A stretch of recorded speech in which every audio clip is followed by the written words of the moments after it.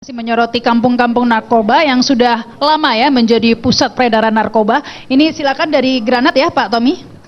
Terima kasih. Assalamualaikum warahmatullahi wabarakatuh. Saya sudah mendengar dari beberapa pembicara sebelumnya. Kalau boleh saya sampaikan memperkuat usul dari Pak Iqbal bahwa memang setelah ini harusnya segera ada langkah konkret. Mungkin dari Pak Iqbal, lapor Kapolda, Gubernur, Pak Wali, segera mengambil langkah pembentukan satuan tugas yang memang melaksanakan tugas-tugas low profile, low approach, ya. Sedangkan dari pihak Polda sendiri itu hard approach dengan teknik-teknik tadi itu high profile operation, low profile operation, dan silent operation. Kami dari Granat akan mempersiapkan juga tenaga untuk mendukung low profile, low approach ini. Penyuluhan tadi sudah disampaikan. Ini harus berimbang, memang harus berimbang. Saran saya kepada teman-teman dari Polda, khusus untuk kampung narkoba ini, saya kira kita bermain saja strateginya itu. High profile atau low profile itu tinggal tergantung kondisi di lapangan. Saya tegaskan memang kayaknya kampung-kampung narkoba ini tidak bisa lagi kita dengan low profile atau low approach. Harus sudah betul-betul high profile operation. Saya kira tadi dinyatakan kalau perlu tembak di tempat. Itu setuju. Saya kira demikian pendapat kami. Baik. Ya mungkin ditanggapi ya dari Polda atau Pak Eko ya, karena begini tadi disebutkan belum terasa mungkin bagi masyarakat perang narkoba ini perangnya lebih ke jargon begitu. Terima kasih Mbak Rama dan masukannya dari Granat. Perlu kami tahu untuk tindakan high profile operation itu tidak serta-merta dalam 1-2 hari ataupun informasi dari masyarakat kita tindak lanjuti. Kita perlu melakukan penyelidikan, kemudian kita perlu mapping lokasi yang akan menjadi sasaran target. Itu perlu seminggu bahkan 2 minggu, sehingga nanti ketika anggota melaporkan pada kita, pada satuan atas ataupun kasat, dia sudah tergambar dari 50 bedeng ataupun tempat yang dijadikan penggunaan itu ternyata ada 15 dan itu sudah ditandai rumah 50, dari rumah 50 ditandai nomor sekian. Nah kemudian ada berapa pelaku pengguna situ, kemudian siapa pengedar ataupun orang ketika beli dari bandar terus diantar ya. Nah ini sudah tergambar semuanya ya. Ketika ini sudah, kemudian kita rapatkan kembali tim-tim. Tidak semua harus terlibat, tapi tim UKL ataupun katim-katim yang nantinya sebagai ujung tombak. Dan ini semua silent. Ya, ketika sudah tergambar, baru perkuatan kita yang akan kita libatkan, kita susun dalam konsep operasi. Berapa pasukan yang kita libatkan? Contoh, nanti siapa? Itu sudah tergambar petanya, jalan keluar, jalan masuk, escape mereka, jalan tikus sekecil apapun jalan sudah tergambar. Nah ini nanti ada perimeter yang akan menjaga sabara. Tugasnya adalah ketika nanti ada kegiatan kita di lapangan penindakan, ada yang lari, ditahan dulu. Ya, kemudian tes urin. Nah kemudian ada tim penindak, itu ada 15 orang. Dan tugas masing-masing sudah ada. Siapa yang menggeledah, siapa yang menyita barang bukti, kemudian siapa yang mencatat tersangka. Ini semua ada job di masing-masing. Nah ketika ini sudah fix semuanya, kita mainkan ya, jam D-nya. Dan semua tidak tahu, hanya berapa perwira yang tahu yang telah diberikan tugas dan jawab. Ini mungkin akan berhasil seperti yang dilakukan Pak Iqbal dulu di Jakarta Utara. Demikian. Ya, tapi mungkin kembali ke kasus Kampung Berlan ini, pelaku pengeroyokan semua sudah bisa dilumpuhkan ya Pak ya? Terima kasih. Jadi kami dari hari pertama itu malam bekerja sampai 3-4 hari dengan dibantu oleh Pak Krisna juga. Ya, sudah kita dapat teridentifikasi ada sekitar 13 orang, yang 3 sudah kita tangkap dan tahan, dan 2 pelaku utamanya sudah kita ambil tindakan di tempat karena melakukan perlawanan. Dan kemudian dalam hal ini kami menyampaikan kepada keluarga tersangka ataupun masyarakat yang mengetahui, kami menghimbau 8 tersangka ini ya untuk menyerahkan diri. Namun kalau dalam batas waktu seminggu ini tidak menyerahkan diri, mohon maaf sekali lagi ya, kami akan langsung melakukan pengejaran, dan ketika nanti perlawanan kami sudah perintahkan kepada anggota tim kami di lapangan, ada tim gabungan sebanyak 5 tim. Saya perintahkan untuk tembak di tempat manakala dia melakukan perlawanan ataupun membahayakan aparat di lapangan. Terima kasih. Baik, terima kasih ini Pak Eko ya. Kemudian tadi banyak sekali juga masukan agar RT atau lurah begitu ya lebih terlibat dalam pemberantasan korupsi pemberantasan narkoba di kampung-kampung narkoba ini. Silakan ini Pak Bayu ya, bagaimana pembinaan terhadap RT ini nih Pak.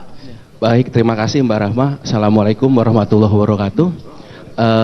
Pemerintah Provinsi di Jakarta dalam waktu dekat ini akan membuat kesepakatan bersama Mbak dengan Pak Kapolda Metro Jaya. Jadi kami sudah rumuskan bahwa nantinya ke depan kita akan dengan program P4GN Pak. P4GN gitu. Kami sudah rumuskan bahwa setiap kecamatan tentu forum komunikasi kecamatan antara Pak Camat, Kapolsek dengan Pak Dan Ramil menentukan kira-kira 2 lokasi yang akan menjadi objek untuk P4GN ini. Masing-masing di 2 RW, kira-kira seperti itu. P4GN itu apa itu Pak? P4GN adalah pencegahan, pemberantasan dan penyalahgunaan peredaran gelap narkoba gitu. Seperti apa itu Mbak nanti ada Ya, itu nanti di konsepnya seperti itu. Jadi dari mulai pencegahan, kemudian pemberantasan dan penyalahgunaan ini menjadi sesuatu yang memang menjadi sesuatu yang harus ditangani. Nah ini apa sih tindakan kalau sudah diketahui misalnya di kampung-kampung narkoba itu ada RT yang terlibat seperti itu? Yaitu ini tentu menjadi bagian nggak terpisahkan daripada program pembinaan teman-teman di kecamatan dan kelurahan kira-kira seperti itu. Nggak langsung dipecatin gitu Pak? Ya kalau memang terindikasi langsung Mbak, karena Pergub 168 menyatakan itu. Pergub 168 menyatakan itu, dan sebenarnya untuk masyarakat pun juga bisa menyampaikan sesuatu yang memang tidak pada tempatnya atau tidak kira membahayakan dengan program Jakarta Smart City dengan program CLU. Sebenarnya Pak RT, Pak RW pun juga sudah menjadi bagian daripada program CLU ini Mbak, kira-kira seperti itu. Jadi memang kerjasama secara komprehensif, secara bersama, ini yang menjadi harapan kami secara keseluruhan. Terima kasih Mbak. Baik, terima kasih. Ini mungkin juga masukan juga ya dari Wakil Wali Kota ya Pak ya, di Jakarta Selatan mungkin ya. Silakan ini Bapak. Terima kasih. Perkenalkan diri dulu. Nama saya Jayadi, mewakili Pak Wali Kota Jakarta Selatan.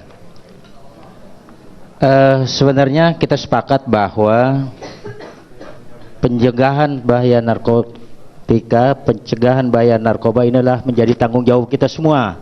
Itu dulu yang kita sepakat, sesuai dengan tugas pokok dan fungsinya masing-masing sebenarnya. Pemerintah Kota Administrasi Jakarta Selatan barangkali sama dengan yang sudah disampaikan dari wilayah-wilayah lain ya. Tetapi ada beberapa hal yang memang sekarang sedang giat dilakukan di Jakarta Selatan. Ini juga berkaitan dengan instruksi gubernur, yang berkaitan instruksi gubernur tentang Jumat keliling. Para kelurah diminta setiap Jumat keliling, minimal keliling di dalam satu lingkungan RW. Itu sampai tuntas dari lingkungan RW. Di lingkungan itu mereka harus kenal betul siapa warganya, apa kerjaannya, ada kegiatan apa di sana, ada masalah apa di sana. Nah ini salah satu upaya juga untuk mencegah terjadinya penyalahgunaan narkoba di sana, atau ada indikasi-indikasi warganya yang tersangkut masalah narkoba di sana. Setelah itu kami melaporkan kepada Pak Gubernur.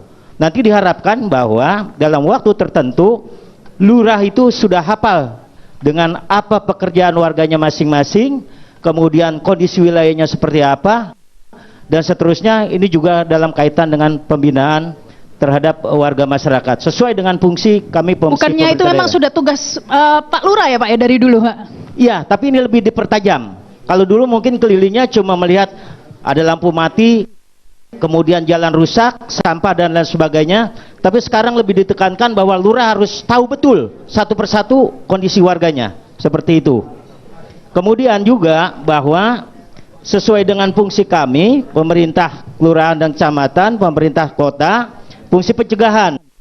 Ya, kita juga memang barangkali suaranya klise, tapi ini menurut saya tetap penting, memanfaatkan peran serta tokoh masyarakat, tokoh agama. Karena biasanya masyarakat itu lebih mendengar tokoh masyarakatnya, tokoh agamanya, mohon maaf, daripada orang tuanya biasanya. Nah ini yang berlaku, itu juga kita manfaatkan dalam kerangka pencegahan menyoroti wilayah-wilayah di Jakarta yang menjadi peredaran narkoba atau pusat peredaran narkoba atau biasa disebut dengan kampung narkoba begitu ya. Tadi kita sudah mendengar ada beberapa wilayah. Sekarang kita ingin dari Jakarta Timur ya.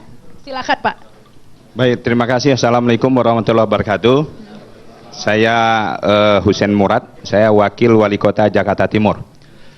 Pertama, Mbak Rahmah, izinkan saya untuk tidak sepakat dulu. Tadi kalau kejadian yang kemarin, lalu akan dilekatkan stempel bahwa Berlan adalah kampung narkoba. Saya tidak sepakat itu. Kenapa? Berlan itu adalah sebuah kawasan yang cukup luas, ya, dan di situ tinggal ada komplek-komplek yang cukup bergensi. Adapun kejadian yang kemarin itu hanya satu titik saja, itu di belakang, di pinggir kali, dan memang itu termasuk slum area. Ya, saya pikir begitu. Jadi tidak bisa kalau langsung kita lekatkan seolah-olah Berlan yang begitu luas, yang banyak orang-orang ya? menjadi satu kampung narkoba. Sekali lagi, saya tidak sepakat kalau itu akan dilekatkan seperti itu. Nah, banyak hal tadi sudah disampaikan. Saya pikir semua gagasan ini adalah bagus, dan mudah-mudahan momentum kemarin itu akan menjadikan pemicu semangat lagi kita dalam rangka perang terhadap narkoba. Genderang perang terhadap narkoba ini sudah ditabuh. Ya. Nah, tinggal lagi mungkin kita bagi tugas.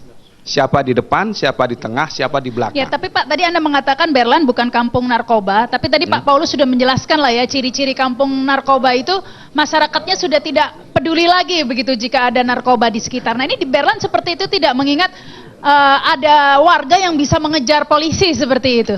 Tidak seperti itu. Tidak bisa kita katakan seperti itu bahwa masyarakat seluruhnya lalu tidak lagi peduli. Enggak juga begitu. Ini justru nanti ke depan akan menjadi masukan bagi kita, ya. Saya pikir bagi tugas kita perang terhadap narkoba, ini sudah menjadi komitmen nasional. Siapa di depan, siapa di tengah, siapa di belakang. Lalu alokasi sumber-sumber yang cukup untuk kita melakukan sebuah perang. Cek apakah sekarang kita sudah mengalokasikan sumber-sumber itu dengan cukup. Kemudian yang kedua, tugas Pemda. Katakanlah di bidang kesejahteraan, itu yang dilakukan oleh Pak Gubernur sekarang ini, bagaimana memperbaiki kampung-kampung kumuh. Dibangunlah banyak rumah susun sewa, ya, banyak rumah susun. Ini dalam rangka juga penataan kampung, dalam rangka kita mengatur masyarakat bagaimana kita bisa mengawasi mereka lebih intens lagi. Saya pikir itu yang dilakukan, dan kalau itu nanti rumah susun ini semua nanti terbangun, kampung-kampung kumuh nanti akan habis, sehingga penataan kehidupan masyarakat juga akan lebih baik. Kesejahteraan masyarakat akan lebih tinggi. Kesejahteraan masyarakat yang baik ditambah penegakan hukum yang tegas, hukuman yang berat, dengan alokasi sumber yang cukup untuk kita perang. Saya pikir itulah momentum yang harus kita lakukan. Terima kasih. Baik, silakan mau menambahkan Bapak? Ya. Baik, Assalamualaikum warahmatullahi wabarakatuh. Waalaikumsalam. Terima kasih Mbak Rahma. Saya Kuku Hadi Santoso, Kepala Satpol PP DKI, Pak. Sebenarnya tadi sudah dijawab oleh Pak Wali, Pak Wakil Wali Kota maupun Pak Lurah Pak Camat. Saya cuma menambahkan saja. Tadi menjawab dari Pak Iqbal, apakah Pemda DKI sangat mendukung baik sarana maupun prasarana. Pak Gubernur sangat tegas, ya, bahwa setiap tahun Pak Gubernur selalu memberi hibah kepada BNN maupun kepada Polda. Itu artinya bahwa Gubernur sangat mendukung hal itu. Kemudian yang kedua, Pak Gubernur memerintahkan kepada saya selaku Kepala Satpol PP untuk selalu mengawasi tempat-tempat hiburan malam. Ya, kalau tempat-tempat hiburan malam itu kedapatan 2 kali tes urinnya dapat, maka Pak Gubernur memerintahkan segera disegel dan ditutup. Itu yang kedua. Dan itu sudah dilaksanakan, Pak? Sudah dilaksanakan. Banyak dong yang disegel dan ditutup. Ya, kalau kita pernah tutup semua nanti. Kalau pernah kita lihat, ada salah satu tempat diskusi terbesar di seluruh Asia Tenggara. Oleh Pak Gubernur kita segel sampai hari ini. Komitmen Pak Gubernur tegas. Kemudian sekarang Pak Gubernur memerintahkan seluruh rumah kos ini sedang disisir oleh Pak RT, Pak RW, Pak Lurah, Pak Camat, serentak seluruh DKI sedang menyisir rumah-rumah kos. Ya. Dan tempat-tempat itulah yang biasanya juga tempat-tempat narkoba. Kemudian juga ada beberapa pangkalan-pangkalan yang dipakai untuk PSK. Ya, biasanya PSK itu digunakan untuk kurir. Itu pun akan kita segera rahasia. Kemudian tadi dari Granat, ini dalam rangka Pak Gubernur, ya. Apakah Pak Gubernur itu peduli? Semua narkoba itu semua muaranya kemiskinan. Ya. Pak Gubernur ini sekarang sedang membangun ribuan rumah susun. Ya. Bahkan seluruh pinggir kali akan segera kita tertibkan karena ini juga tempat-tempat sarang narkoba. Kemudian daerah-daerah kumuh akan kita tertibkan dan orang-orangnya akan kita ajak boyongan ke rumah susun. Bahkan dalam rangka kesejahteraan masyarakat Jakarta, bahkan orang yang tinggal di Jakarta itu tadi nggak usah keluar duit, kesehatan tidak bayar, pendidikan tidak bayar, bahkan naik bis Transjakarta pun tidak bayar, bahkan yang sakit di rumah pun akan kita jemput. Nah, seperti itu. Ini program Pak Gubernur ke depan, bahkan Pak Lurah, Pak Camat diperintahkan, Pak Gubernur akan marah sekali kalau kedapatan ada masyarakat yang sakit, Lurah, Camat tidak tahu. Baik. Nanti surveinya naik lagi Ya. nih Pak. Udah terima Ya, kasih. terima kasih. Baik, silakan ini Pak Diah, Ibu Diah ya. Ya.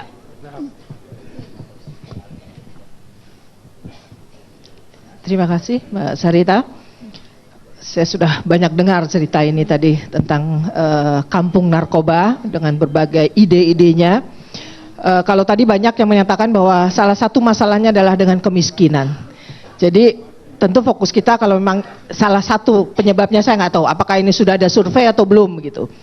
Bagaimana kita meningkatkan taraf kehidupan mereka begitu. Nah, karena seperti contoh tadi dikatakan oleh Bapak Lurah di Kampung Permata, di Kampung Ambon dulu sekarang namanya Kampung Permata, itu berbagai pelatihan sudah diberikan memang. Tapi ya walaupun katanya sekarang sudah berubah, karena kebetulan kami dari Deputi Rehabilitasi punya klinik di sana. Ternyata pengguna juga masih jalan terus. Ternyata karena mereka berputar terus di situ. Jadi apakah hanya dengan memberikan pelatihan-pelatihan kemudian mereka berubah? Saya rasa belum menjadi solusi yang pas gitu. Saya rasa yang pertama ini harus kita rubah dulu mindset mereka. Jadi tadi kalau pendekatan ke masyarakat dulu itu sangat penting untuk merubah mindset mereka. Bagaimana caranya mencari uang yang selama ini dianggap haram begitu menjadi halal lah seperti itu. Dan pelatihan-pelatihan yang ada seperti misalnya dengan pelatihan kecantikan. Kalau mereka yang sudah enak-enak sekarang ini bisa dapat 1-2 juta per hari dengan berjualan, kemudian dia harus buka salon yang hanya menerima 100-200 ribu per hari, tentu mereka akan berpikir, ya lebih baik saya 1 juta 2 juta. Ya ini sebetulnya harus dari solusinya. Nah, seperti apa sebenarnya yang kita pikirkan? Ada satu contoh di Thailand yang memang sebuah yayasan yang merubah kampung yang isinya tadinya opium semua. Mungkin ini yang kita sebut juga dengan community development. Kenapa sih Pemda DKI tidak mengajak CSR dengan pihak-pihak swasta? Buat mereka memang diberdayakan, tapi dengan taraf hidup yang juga baik. Kalau mereka suruh jualan nasi uduk atau dan sebagainya, taraf hidupnya kan sama saja. Nah ini justru yang kalau saya punya ide, ajak CSR itu, mereka-mereka yang swasta-swasta. Tingkatkan kemampuan mereka sehingga mereka bisa bekerja dengan taraf hidup yang mungkin tengah-tengah, nggak anjlok banget kalau banding dulu dengan saat dia berjualan narkotika. Saya rasa itu yang bisa saya sampaikan. Terima kasih. Baik, terima kasih Ibu Diah. Dan pemirsa, Cafe Break bersama Kapolda Metro Jaya masih akan kembali setelah pesan-pesan masalah kampung narkoba. Ini ada Kasat Narkoba Jakarta Barat ya Pak ya. Silakan Pak Afrizal. Assalamualaikum warahmatullahi wabarakatuh.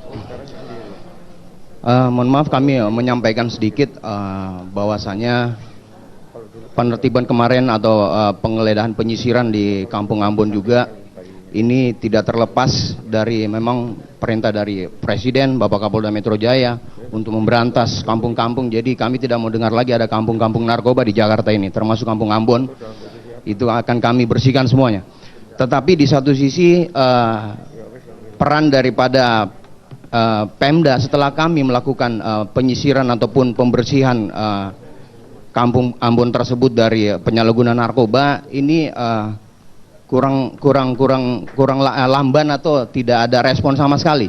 Karena apa? Sering kami melakukan koordinasi ataupun pelaksanaan mungkin kegiatan-kegiatan setelah kami bersihkan, kami sisir semua. BNN dengan kami sering melakukan pelatihan-pelatihan. Tetapi di satu sisi Pemda mungkin khususnya Jakarta Barat kurang merespon, tidak pernah melakukan hal-hal kerjasama dengan baik BNN ataupun Polres Metro Jakarta Barat khususnya narkoba untuk melakukan pelatihan-pelatihan. Dengan contoh mungkin di Kampung Ambon tersebut ada kali. Nah sekarang Kampung Ambon sebenarnya tidak seperti dulu lagi, tetapi rumah-rumah liar yang ada di sepanjang kali yang ada di samping Kampung Ambon tersebut itulah menjadi tempat sarang-sarang narkoba kembali. Kami Mestinya dapat, seperti apa? Berharapnya digusur aja atau bagaimana itu? ya saya rasa itu kan rumah liar yang tidak ini, mungkin ini peran Pemda harusnya. Kami tadi sudah berkoordinasi juga dengan Pak Haryanto yang mungkin mohon maaf dari kepala bagian penggusuran tersebut, bahwa tempat itulah, karena info yang kami dapat dari masyarakat, tokoh-tokoh masyarakat, tokoh agama di wilayah tersebut itu mengatakan bahwa masih adanya transaksi tetapi masuknya dari rumah-rumah liar tersebut. Sudah pernah dikomunikasikan ini ke pihak Pemda? Kami tadi baru komunikasikan karena pada saat 2 minggu 3 minggu yang lalu sebelum kami melakukan penggerebekan di Kampung Ambon, anggota kami dari Polsek sempat pernah hampir dilakukan perlawanan oleh masyarakat Ruli tersebut. Jadi kami berharap mungkin secepat mungkin, segera mungkin rumah-rumah liar tersebut agar segera dirapikan atau ditata kembali. Baik, mungkin ditanggapi Bapak, silakan. Oh ya, sudah Pak. Nah ini kita berharap bahwa ada dari berbagai pihak ya Pak ya, termasuk Pemda ini. Silakan Bapak. Baik Pak, terima kasih. Tadi seperti yang saya sampaikan, seluruh pinggir sungai atau kali itu akan kita tertibkan Pak. Seluruh Jakarta ini Pak. Akan kapan ini Pak? Persoalannya begini, kami juga tidak bisa melakukan begitu saja karena harus kita memikirkan perumahan. Jadi kalau bagi saya Kepala Satpol PP, saya selalu berkoordinasi dengan Dinas Perumahan. Sudah ada kamar berapa? Sudah rumah kosong berapa? Baru kita melakukan penertiban. Kami nggak mungkin atau Pemda itu tidak manusiawi. Kita gusur, kita sikat, kita tidak pernah menempatkan mereka di mana. Itu tempat-tempat narkoba Pak? Ya, apapun, apalagi yang sekarang tempat narkoba. Kebetulan di sini ada orang saya Satpol PP Jakarta Barat. Insya Allah ini akan segera saya komunikasikan dengan wali kota, dengan orang saya di sana. Mudah-mudahan dalam waktu singkat kita akan tertibkan. Baik, terima kasih Bapak. Silakan ingin nambahkan. Dari mana, perkenalkan diri. Terima kasih, saya Mukhtar Syahan dari Granat. Kebenaran saya pernah menjadi ketua investigasi Granat. Ya. Dari apa yang saya ketahui, di Indonesia ini tidak satu kampung pun bebas narkoba. Bahkan di kota-kota besar, terutama Jakarta ini, tidak satu RT pun bebas narkoba. Kejahatan narkoba ini, kalau dikatakan kejahatan luar biasa, saya lebih cenderung mengatakan, pengedar narkoba itu adalah pembunuh berdarah dingin. Seorang pengedar narkoba itu bisa ratusan korbannya yang dibunuh secara pelan-pelan. Belum lagi keluarganya dibuat stres. Karena satu orang aja dalam satu rumah tangga menjadi pecandu narkoba, itu satu rumah bisa gila itu. Jadi kalau saya mengusulkan, ya, nggak perlu kita beli toleransi sedikit pun bagi pengedar narkoba. Kalau saya mengusulkan, bila perlu kita ciptakan seperti yang pernah diciptakan Beni Burdami tahun 83, pembantian gali-gali, ya kita lakukan juga penembak medis terus untuk pengedar narkoba. Baik. Nggak perlu kita kasih ampun. Baik, terima kasih. Ya, selanjutnya silakan Bapak. Terima kasih. Ya, langsung. Nama saya Murodi dari UIN Jakarta. Ya. Kita sepakat bahwa narkoba adalah musuh bersama. Kita harus perangi secara bersama. Tetapi persoalannya, apakah mereka yang terkena narkoba itu hanya faktor ekonomi? Tapi banyak faktor. Apalagi misalnya tadi disebut kampung. Kampung itu sebuah lokasi. Tapi pelakunya adalah yang harus kita tindak lanjuti dengan cara-cara yang tegas, penegakan hukum dan lain sebagainya. Kalau tadi misalnya dari lurah dan camat sudah mengusulkan dan melakukan kegiatan pelatihan-pelatihan, saya kira tidak cukup, harus ada pengawasan.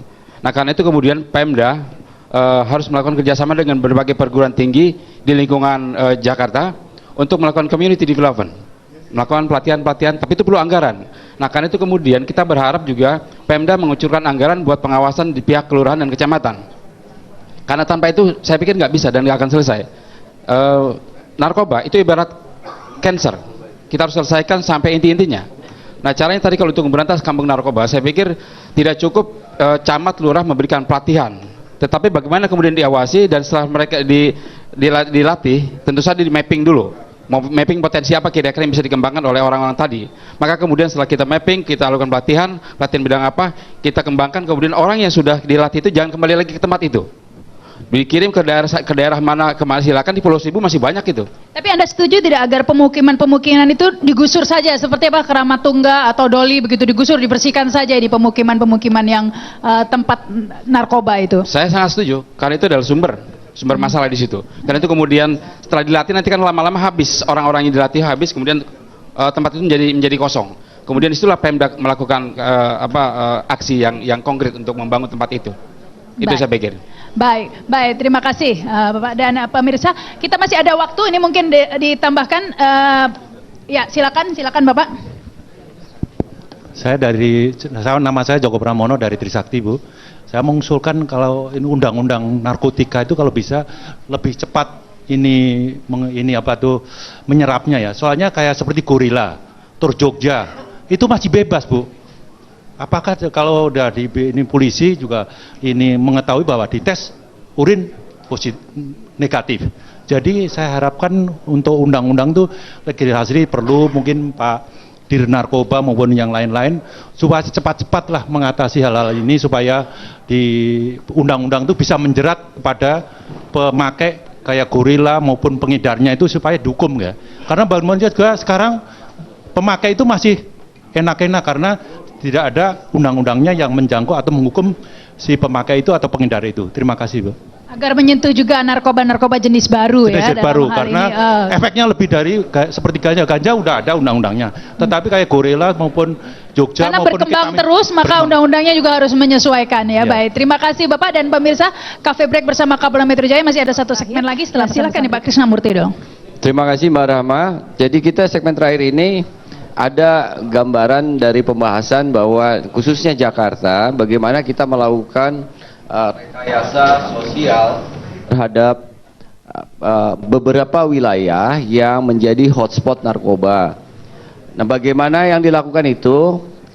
Saya punya pengalaman ini waktu Kapolsek Penjaringan. Kalau kita lihat Kalijodo itu hotspot konflik itu dengan perjudiannya, dengan suku-suku yang banyak, dan kemudian terjadi diskusi, terjadi pembahasan dengan Pemda, dan kemudian dilakukan rekayasa sosial dari mulai penghancuran bantaran sungai, kemudian bantaran sungai itu dilakukan sipa ya, dan akhirnya sisi sebelah sini jadi tidak kumuh lagi, kampungnya terbuka, terlihat dari jalan tol. Kriminalitas menurun tinggi, bahkan sampai sekarang konflik pertempuran sudah tidak terjadi di Kalijodo. Ini pengalaman kami bekerja sama dengan Pemda. Nah, sekarang kita hadir di sini dari Pemda, kemudian dari pakar, dari BNN ada, dan mari kita dalam segmen terakhir ini berbicara bagaimana satu kampung ini kita konkretkan upaya rekayasa sosial dalam rangka mempunyai daya cegah dan daya tangkal terhadap peredaran narkoba di kampung. Untuk peredaran yang secara distribusi, produksi, sampai kartel dan sebagainya, memang itu domainnya kepolisian. Tapi kehadiran bapak-bapak yang ada di ruangan ini penting untuk membahas itu, dan nanti itulah yang bisa kita wacanakan di kemudian hari. Terima kasih. Ya. Baik, mungkin ditambahkan dari BNN, Bapak silakan. Terima kasih Bu Rahma.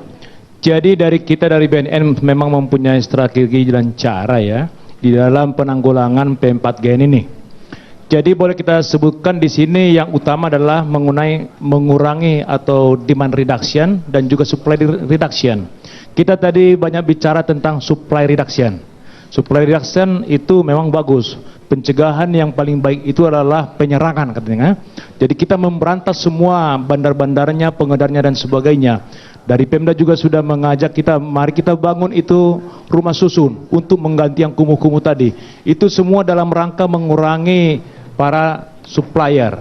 Nah, di sisi lain, demand reduction, kita juga mempunyai program yang dicanangkan oleh UNODC atau PBB yang menangani drugs and crime. bahwa kita juga harus mempunyai strategi yang spesial, yang khusus. Kita bisa menggandeng seperti di Indonesia ini, menggandeng PKK. PKK bersama-sama dengan Pemda itu akan menyasar kepada orang-orang yang rentan terhadap narkoba. Jangan sampai keterusan. Jadi sudah ada indikasi bahwa seseorang itu rentan, maka dia akan berkesinambungan mendampingi mereka. Supaya jangan nanti lama-lama kampung di wilayahnya itu menjadi kampung narkoba. Nah ini, jadi tidak boleh terputus, berkesinambungan. Nah di samping itu juga yang sudah terlanjur kampung, ya mari kita rehabilitasi.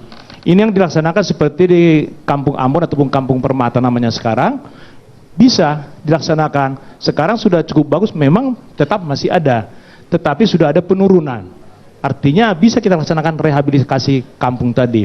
Yang secara tidak langsung juga akan mengurangi paradigmanya, para orang-orang yang meminta penyalahgunaan narkoba tadi. Nah ini kira-kira strateginya ke masa depan. Karena kondisi sekarang sudah darurat narkoba, kita perang berarti semua elemen itu pengertian yang disarankan oleh Presiden. Semua kita membangun berwawasan anti narkoba. Baik itu dari Kementerian Pendidikan, sekarang sudah mulai tahun depan sudah ada di kurikulum. Mulai di SD, SMP, SMA sudah masuk di kurikulum. Dengan Pemda DKI sekarang, general campaign sudah ada. Kita lihat Videotron itu semua tentang anti narkoba sudah.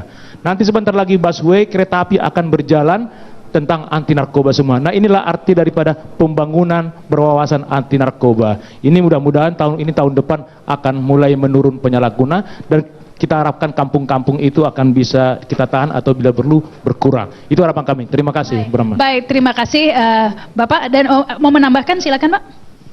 Terima kasih Mbak Rahma. Saya sebagai wali kota, menurut hemat saya melihat situasi seperti di Johor Bahru, aspek pencegahan dan aspek penindakan itu harus berjalan berbarengan. Saya mengapresiasi apa yang sudah dilakukan rekan-rekan dari Polda dan juga dari Polres, yang juga dan BNN juga sudah melakukan. Dan dari aspek pencegahan, saya kira seluruh stakeholders harus bekerja. Pemerintah Provinsi DKI Jakarta sudah melakukan berbagai program-program, termasuk apa yang disebut tadi, memberdayakan PKK. Bahkan khusus untuk Johor Bahru, tahun ini Bapak Gubernur membuka 2 RPTRA, ruang publik terbuka ramah anak. Nah ini yang kita akan kembangkan menjadi community development untuk pertemuan masyarakat, pertemuan antar generasi, di dalam mendiskusikan berbagai kebutuhan dan keinginan mereka. Karena kalau kita sensus, saya yakin 85-90 atau bahkan lebih masyarakat selalu sama pendapatnya. Mari kita perangi narkoba. Terima kasih. Baik, terima kasih Bapak. Ya, baik, silakan di closing. Terima kasih Mbak Rahma, Ibu Bapak sekalian. Saya mencatat beberapa masukan penting dari diskusi ini. Kita sepakat bahwa perang pemberantasan terhadap narkoba ini adalah concern dari pemerintah, concern kita, concern masalah bangsa. Karena itu sinergitas antar stakeholder harus ditingkatkan. Kita tidak bisa bekerja sendiri satu sama lain. Dan bagaimana implementasi dari itu? Tadi sudah ada pembicaraan tentang bagaimana melakukan regulasi yang tepat, bahkan di tingkat pemerintah daerah, kemudian ada penetrasi terhadap peraturan-peraturan daerah yang diajukan oleh pemerintah daerah dan nanti dibawa ke DPRD. Dan yang tidak kalah pentingnya, tadi ada usulan yang menarik, bagaimana kemudian kita semua, termasuk pemerintah daerah, melakukan mapping terhadap wilayah-wilayah menjadi hotspot narkoba atau wilayah seluruh Jakarta dan sekitarnya. Kemudian dari mapping itu kita tahu mana daerah yang hijau, mana daerah yang kuning, mana yang merah, dan ada beban kepada kepala-kepala wilayah situ, apakah itu polsek, apakah itu lurah, apakah itu RW, apakah itu camat, untuk membuat wilayahnya yang merah menjadi hijau untuk penarkoba. Dan saya kira ini bisa dibawa ke Bapak Gubernur. Kemudian yang paling penting adalah bagaimana kita mampu melakukan rekayasa sosial yang dikelola dengan baik. Jadi bukan beban misalnya hanya beban kepolisian, karena kepolisian dia berada pada domain penegakan hukum, itu penting. Narkoba ini sudah ada Badan Narkotika Nasional dan kemudian ada Badan Narkotika Daerah yang kemudian mensinergikan pekerjaan dengan berbagai stakeholder lainnya dalam rangka meningkatkan daya cegah dan daya tangkal satu wilayah untuk mengurangi dan menanggulangi masalah narkoba. di sisi lain selain masalah narkoba di tingkat kampung dan sebagainya, masih juga ada masalah narkoba yang sifatnya jaringan organized crime yang tentunya ini menjadi concern kita bersama, dan ini membutuhkan peningkatan kapabilitas dari organisasi, khususnya organisasi Polri, baik Polri yang di tingkat level Polsek, Polres hingga Polda dan Mabes, dengan tentunya dukungan penuh dari Badan Narkotika Nasional, sehingga kemampuan mereka untuk mencegah derasnya penyelundupan narkoba dari luar ini bisa ditanggulangi. Demikian kami sebagai host mengucapkan terima kasih atas nama Bapak Kapolda Metro Jaya. Apabila ada kesalahan, kekurangan itu ada datangnya dari kami.